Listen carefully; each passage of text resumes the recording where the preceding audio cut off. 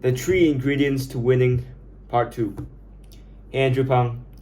Putting yourself in a room full of winners is the first step to success. Once you get into the room, it's time to take action. You can't just sit in the room, quiet, and expect people to approach you, to get you involved, or to offer you an opportunity. You have to get noticed.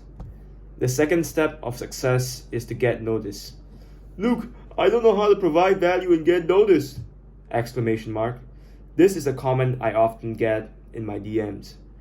Let me give you the solution to this.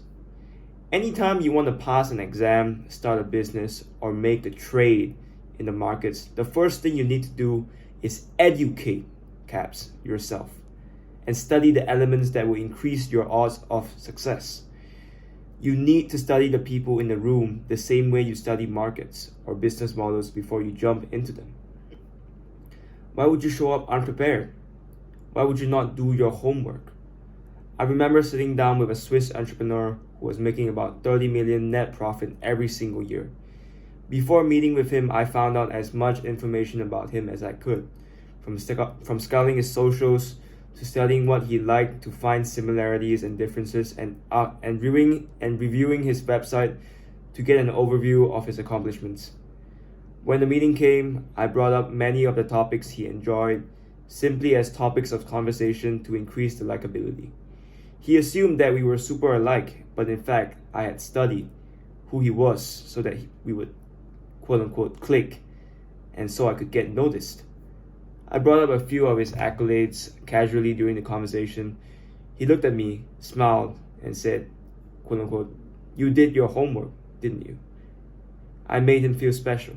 I made him feel seen. When was the last time you went to a networking event prepared to truly network?